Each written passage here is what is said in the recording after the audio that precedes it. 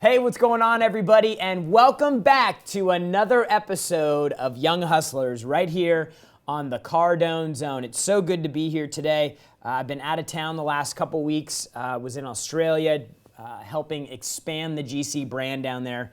So many amazing things happening right now for us and for our company, and y'all get to come along for the ride. So I'm so glad to be back. Today we have got a great topic, hot topic, probably number one question that I get from people hitting me up on Instagram or Facebook. So if you have questions, you just want to go ahead and jump in the line right now for the queue. 305-865-8668 is the call-in number, 305-865-8668.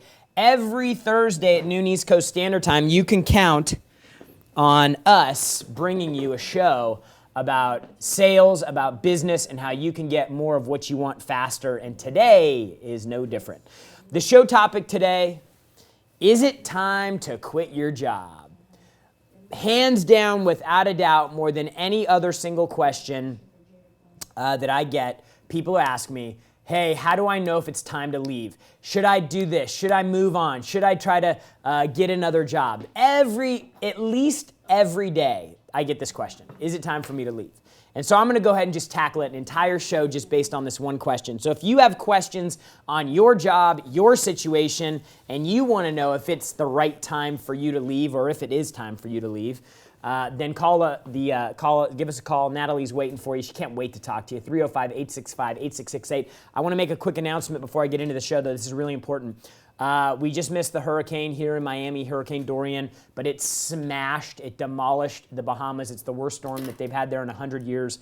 Grant wants to help, so he is committed to giving literally 100% of every dollar that goes towards GrowthCon tickets for a limited time to the relief efforts. We're going to send them a big fat check. So if you've been waiting to help the Bahamas, if you've been waiting to purchase a GrowthCon ticket, now gives you an opportunity to do both. So basically, a $500 donation to the Bahamas gets you an executive level ticket. $2,500 donation to the Bahamas gets you a VIP ticket. $5,000 gets you a premier ticket. And a $10,000 donation to help the people in the Bahamas gets you a free diamond ticket. So you can take advantage of that, 10xgrowthcon.com/Dorian. Help the people out. They really need it.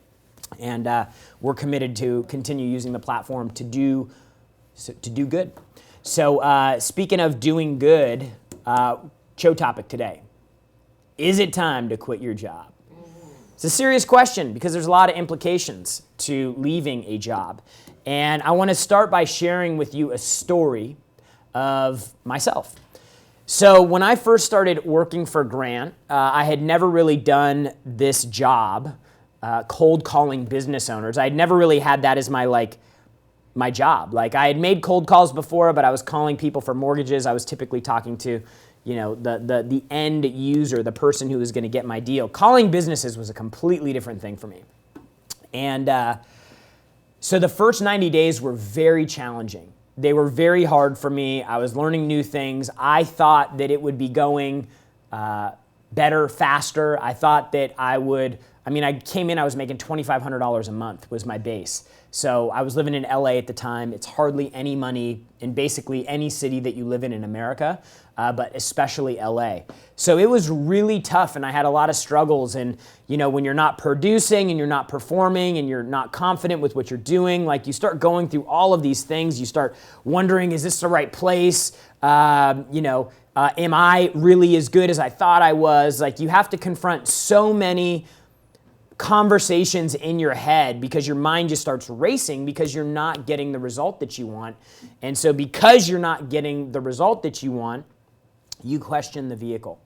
And so about 90 days in, I literally almost blew the biggest opportunity of my life. 90 days in, I was almost ready to just say, you know what? I just need to quit. I need to go back to San Diego, and I need to try again, something new, something different down there where I know people, I have some familiarity, I have a little bit of a network. So 90 days in, I almost blew the biggest opportunity in my life. Like, looking back now, I can't imagine what my life would be like or how different it would be if I hadn't had the opportunity to come work for Grant. today I'm the president of the company, and 9 years ago I'm looking back and ready to quit. So if you're in a position right now where you're not confident, you're not secure, you feel like you want to quit, this show is for you. It was one thing that I changed for me that literally took me from looking outside thinking I was going to leave to, dude, I need to anchor in right now. This is, I need to make the most of this opportunity. And it was the one thing, the single thing that changed everything for me was this. Man, who did this? Who did this? Did you do this, Nathan? You got to use the thick one, man. You got to use the thick one.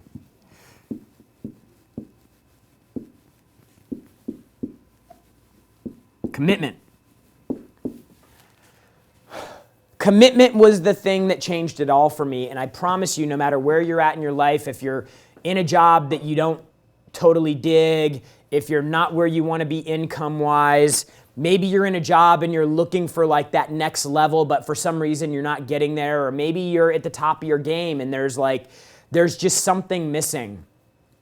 90% of the time, if you boil it down to commitment, what you're going to find is you're truly not 100% all in. So here are 3 questions that you need to ask yourself regarding if it's the right time for you to quit your job or not, okay? Number 1 has to deal with commitment. Are you all in? For me, I wasn't all in. I wasn't fully committed. I hadn't made the go all in, burn the ships commitment, and my results reflected that. And so because I wasn't getting results, I started looking at, hey, what's wrong? You start getting all that self-talk in your head. You start having all these doubts and everything. And so I start going, well, it can't be you, because at this time I really hadn't grasped the concept of high levels of responsibility. That's a game changer for sure. But for me, I was like, well, it can't be me because I've had some success in the past. I've done the sales thing before and it's worked. It can't possibly be me that's the problem. And I remember I read one of Grant's programs. I can't remember off the top of my head right now, but it was just talking about responsibility. And it's like, dude, you can't control things that you refuse to accept responsibility for. And I remember that it was like the perfect moment in time for me to hear that. It was exactly what I needed to hear when I needed to hear it. And I just asked myself that question. Are you all in? Is this the job or is this you? And I'm going to guess that most people who are in a situation right now where they have doubt or they have lack of confidence in the long-term prospects of the job that they're in or the career that they're in or the company that they own, 90% of that will all boil down to commitment. Because if you're not all in, you won't have creativity. If you're not all in, you won't have this insatiable push and drive and persistence. If you're not all in, you're going to lack inspiration and motivation. If you're not all in, you're going to lack discipline. If you're not all in, almost everything that comes after that will suffer and you won't get the results you're looking for. And then you're going to end up in a situation where you're asking yourself this question. Is it time to quit my job? Is it time to move on and look for something else? So number 1, are you all in, committed, burning the ships? That's the first question. Second question.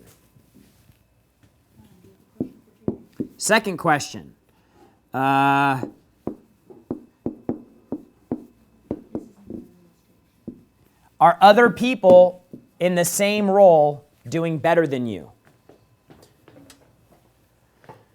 So you look in your role, and I'm just going to use sales because that's an easy one for me to talk about, and I believe everybody actually is a salesperson. And so what I want to do is I want to go to, are there people in my environment that are better than me?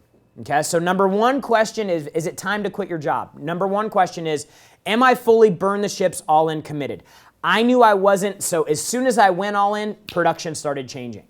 I mean, I cut everything out. I was like, it was gym, work, and meals. That was it. There was no socializing. There was no dating. There was no nothing. It was complete all in, burn the ships. Like, I'm going deep right now. The second thing that I had to look at was, are there people doing better than me in my environment? So if you're a salesperson and you're wondering if it's time to quit your job or look for a new job, and you're making 60 grand a year or 70 grand a year or 80 grand a year. The next thing you need to ask yourself after, are you all in, which the answer is probably going to be no, you need to ask yourself, are there people around me that are doing better than me? So if you're a salesperson, you're making 80 grand and you're asking yourself, is it time to quit your job? And you look around and there's 7 or 8 or 3 or 1 or whatever. If there's more people that are doing better than you, then you need to take that as an indication that you're not fully committed, you're not all in, there's things that you don't know about your role. So like, if you're making 80 and people are making 120, if you're making 80 and people are making 100, if you're making 80 and people are making 200, you should not be looking for a new opportunity. You need to be looking at how you can go all into the existing opportunity. You need to be looking at how you can get better at the opportunity that you're in right now. The vehicle that you're in, Grant's talked about it, is the vehicle that's going to drive you where you want to go.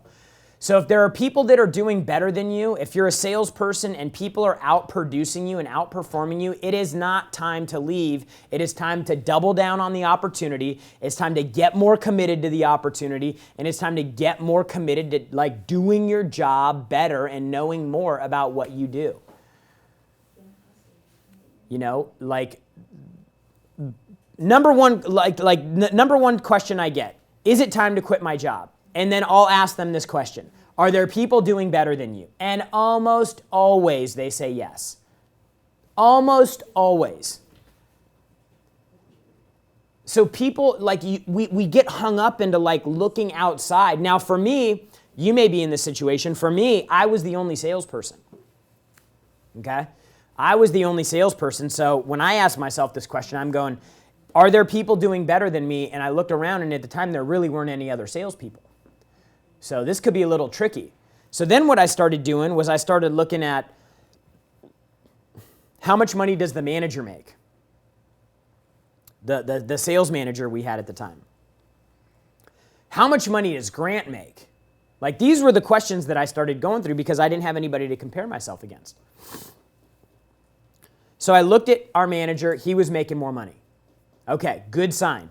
I looked at Grant. He's making a lot of money. I'm like, good sign. These are good indicators, okay? If you are a salesperson in a company, you're the only salesperson, you're making 100 grand a year and the owner's making 60, it might be time to look for a new job, right? Like there has to be something that fuels you getting where you want to go working for somebody else. And this is the key to making money working for somebody else. The third question you need to ask yourself, so number 1, are you all in? Number 2, are there people doing better than you? Number 3,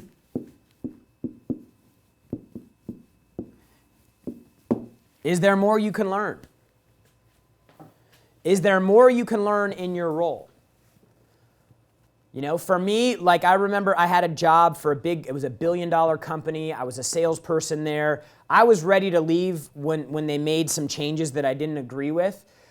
But I didn't leave right away because I knew that, man, there were still things that I didn't know. I stayed for another year.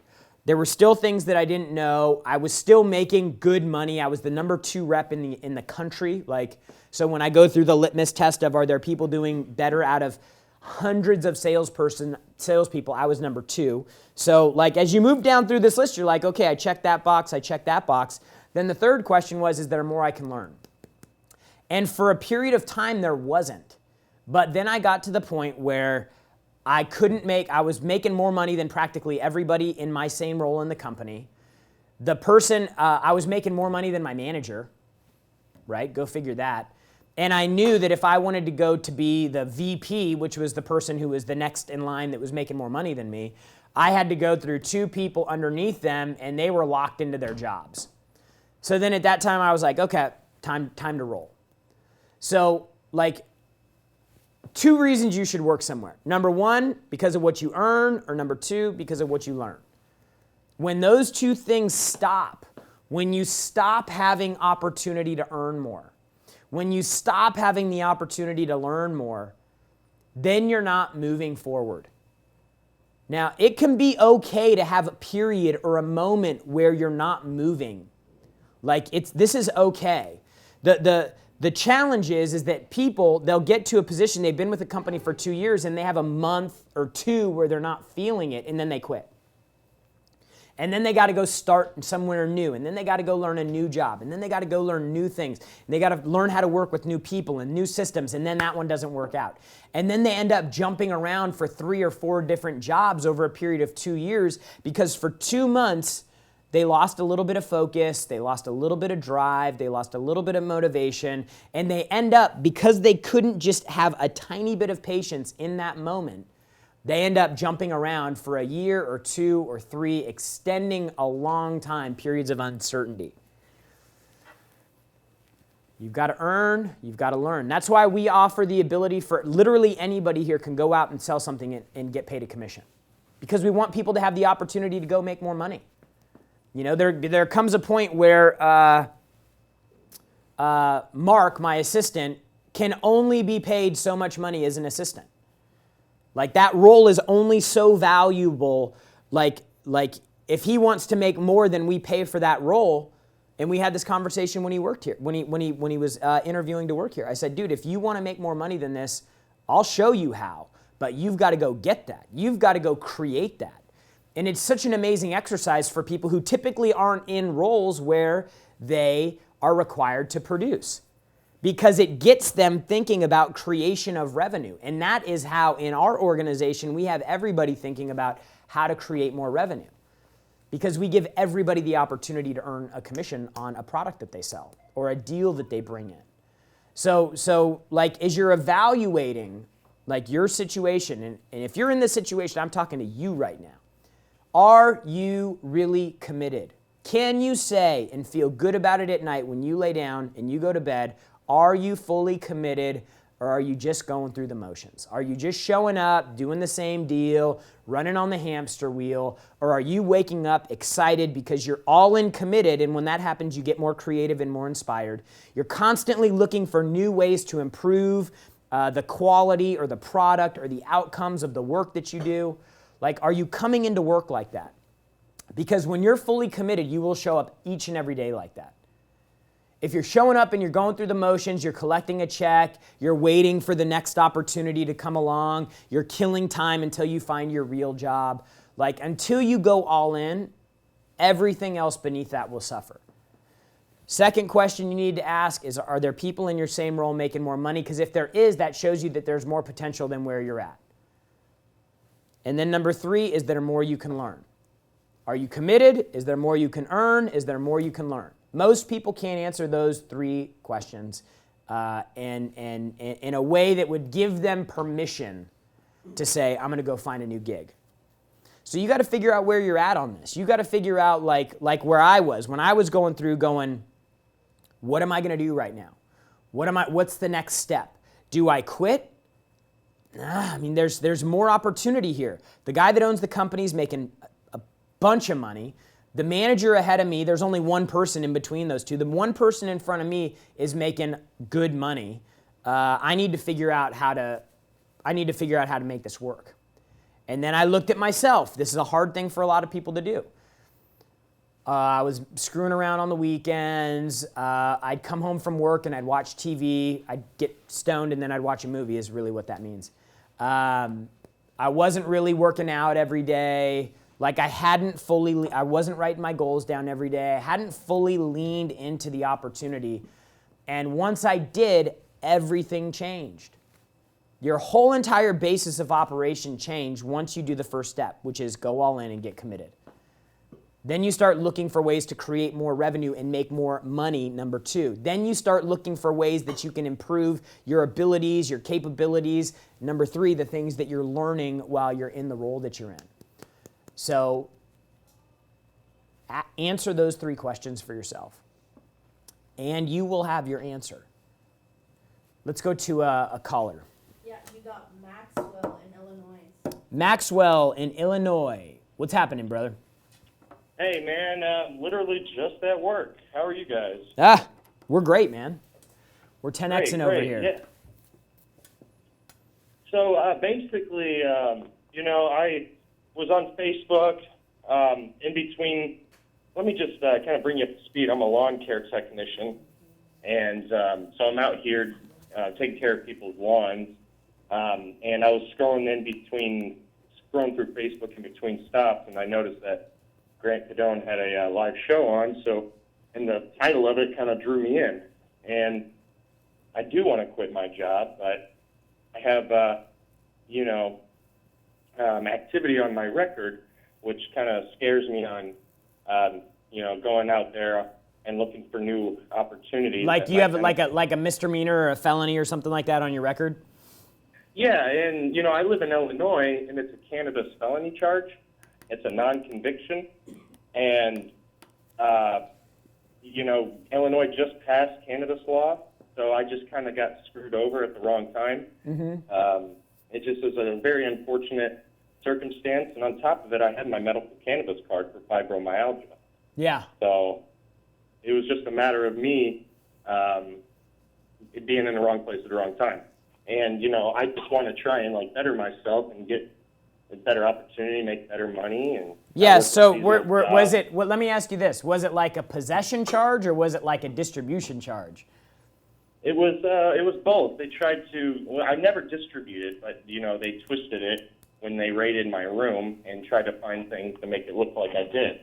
But I never, sold anything in my life. I just used it for my disease, well, more so a condition.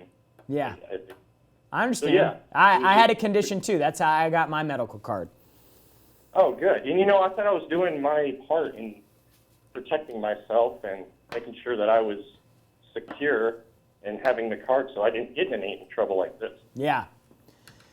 Yeah, well, look, dude, the question getting back to, do you need to leave your job? I mean, particularly in your situation with the marijuana thing, if it's legal in your state now, I would think that you would have the ability or the opportunity to get with an employer and communicate your situation to them. And I think that they would be a bit more, we do background checks on people.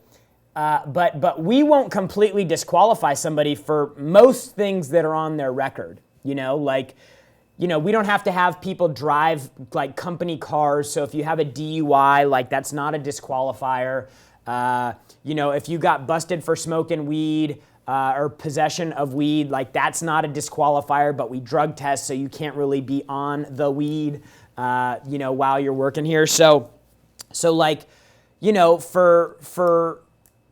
For you to understand where you could go and find your next best opportunity. First question is, you got to answer these 3 questions for the role that you're in right now. Number 1, are you fully committed or are you just showing up? Number 2, are there people that are in your same role that are doing better than you? And then number 3, is there more you can learn and ways that you can leverage the existing role that you're in right now so that you could develop yourself as a business person further?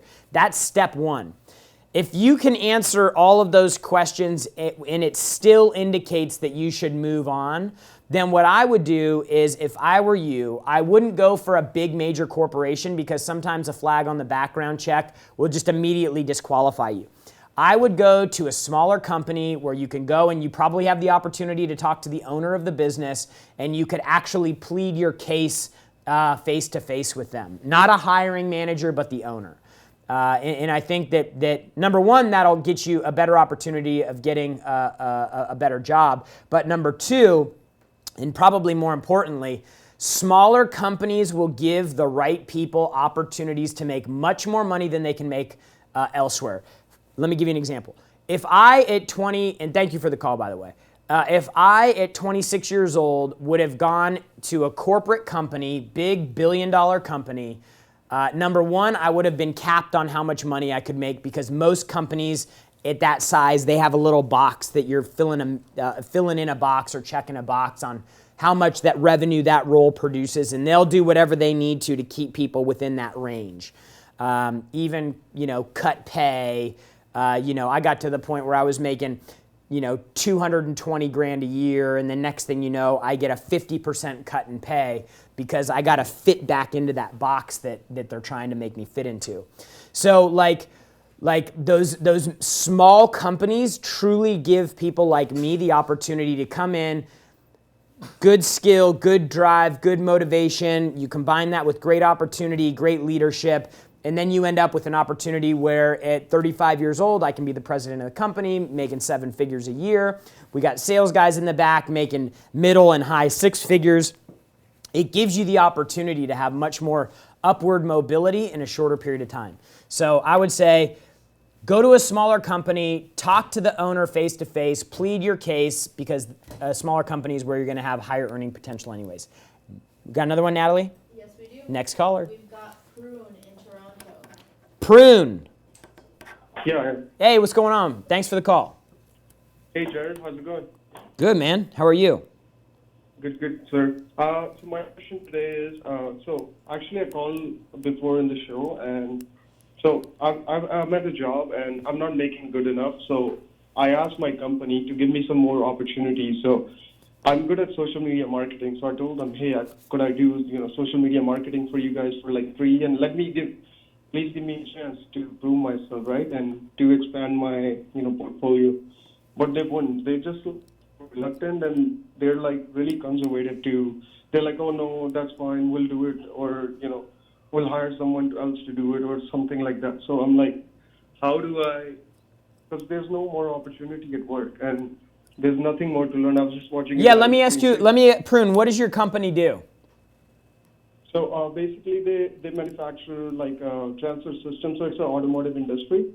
So they manufacture transfer systems for like brake presses and die machines. It's like really mechanical stuff. So I'm a mechanical designer myself. So let me ask you this: could you go to your manager or the owner of the company, whoever you talk to? Could you go and tell them, hey, I'd like to bring the sales team some additional opportunities.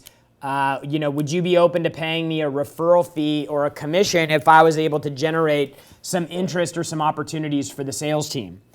I have already approached them with this approach. I told them, hey, like, let me do it. I even told them I'll cover the, whatever expenses on my behalf. And if I'll bring you leads.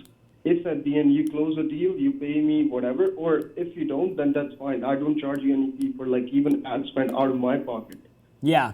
But they're just so reluctant to do it. They're like, oh no, they're just conservative. It's just like most of the people out there just been in the business for like 30, 40 years, and they're like, oh, we know what we're doing, and yada yada. So I'm like, I'm just stuck there. Yeah. So again, like it sounds like you're committed. You're trying to find new ways to do what you do better. You're trying to find ways to do more. You keep bringing them, and by the way, just because you bring a possible idea and management turns it down doesn't mean you quit your job. So it's like if you keep coming with new creative things to bring them, new ways to create revenue, new ways to create leads, risk-free ways for them to grow the business. Like if you continue to bring that over and over and over again, and you continue to get no, then they could be the type of company that's just trying to fill a box, and they don't want to go outside of that.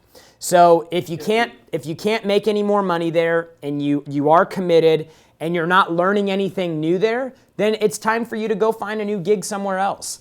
That's where I was confused too. Like, because I even give them so much opinions and comment on, hey, let's use this software, or let's do this, or and they're nothing risky, like scheduling softwares, or even like you guys have like sales programs. So I recommend them, hey, have your team on there. At least I told them it's at least try it. If it doesn't work out, that's fine. Like there's nothing. Yeah, and again, depending on how those conversations are happening, like I'll listen to anybody's idea, but we have a lot of things that we're doing on our own as a management team already. So if somebody that works on the sales support team comes up and says, hey, we should sign up for this program, I think it'll really help us, I'll take a look at it, but that doesn't mean we're going to sign up for it. I mean, like when you make a decision to sign up for something, there's a lot of commitments that go with it beyond just money. So you have to also understand, like there's a perspective of the business owner or the business operator or the business manager that you have to take into consideration. What I would do is I would go and I would start trying to find ways to create opportunities, find a salesperson, and start giving a salesperson opportunities. And let them start closing deals. And then go, hey, I've been trying to create some additional opportunities for the company. I've been passing them off to Jared in sales. Jared's already closed 3 deals worth $300,000 to the company. I'd like to find a way to get compensated for this. Would you be open to that? And if they say no, then and they have proof and you've done the work and the deals have come through, leave. Right? So I appreciate your call, Prune. Hope that helps. Who we got? Hello? What's your name? What's your name? What's your name? I got Brian. Brian from where? Brian from the phone. From Oregon. Brian from Oregon. What's going on, man? How are you?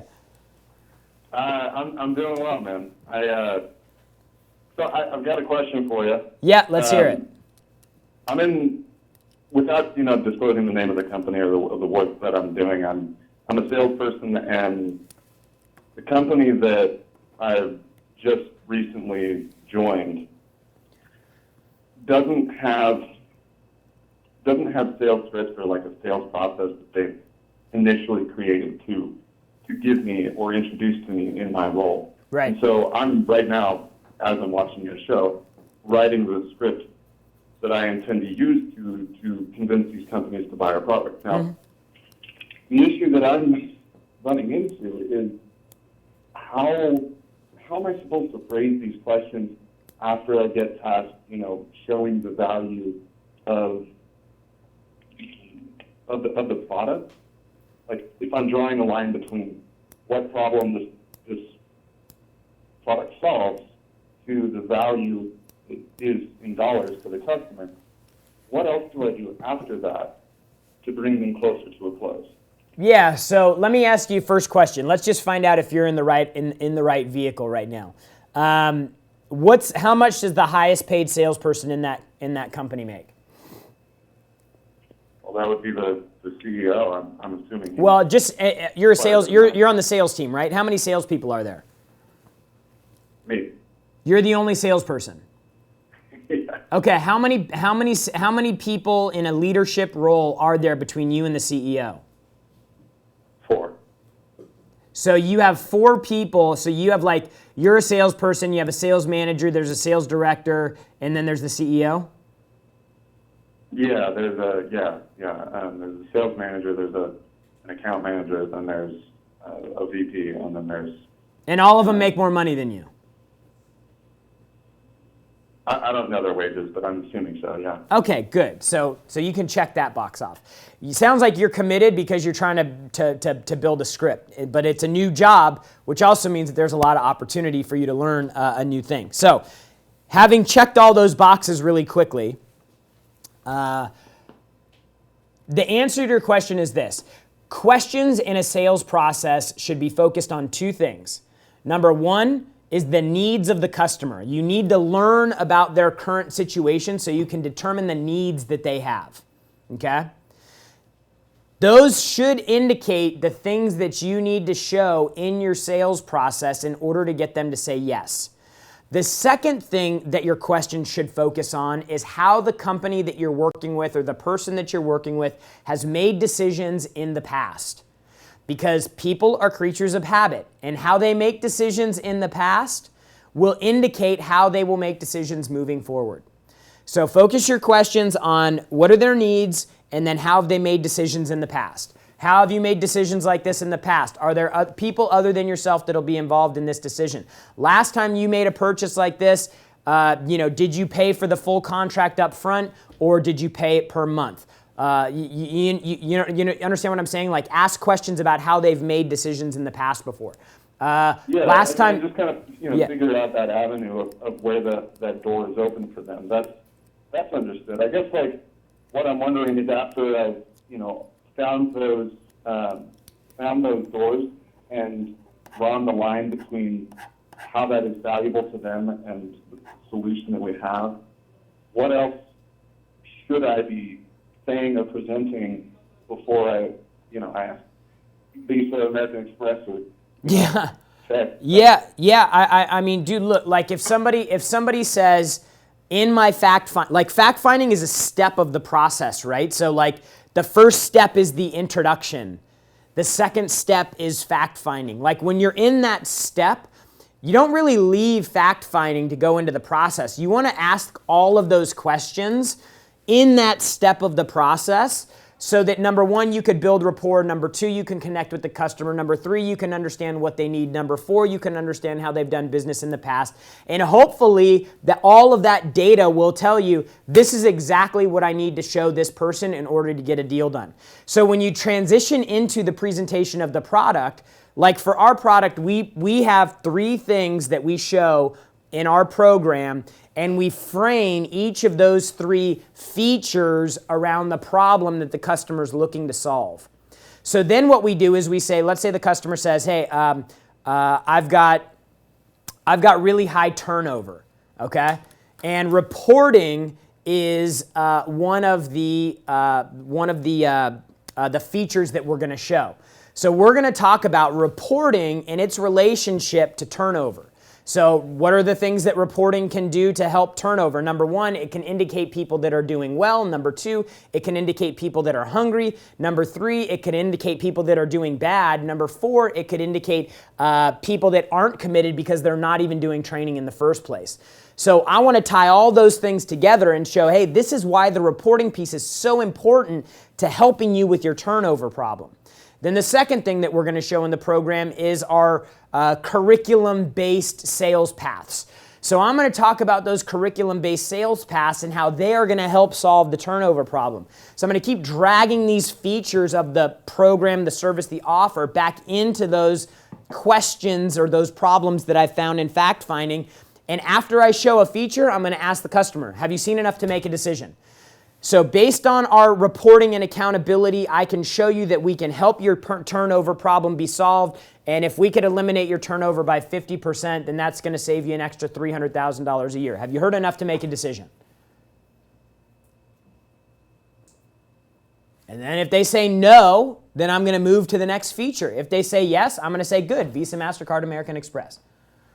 So you got to ask the questions to identify the problems, ask the questions to identify how they make decisions, and then show them the demonstration of your product in a way where each of the features are pinging the pain points. And after each feature, after the presentation of that feature, feature advantage benefit, then you want to just slide into, have you seen enough to make a decision? Trial close. Good? All right. So are you in the right job? Is it time to quit? Number one, ask yourself, are you truly committed? Most of you won't even make it past this step. Number two, is there opportunity to earn more? Is there upward mobility? If the answer is yes, you're in the right spot. If the answer is no, wrong.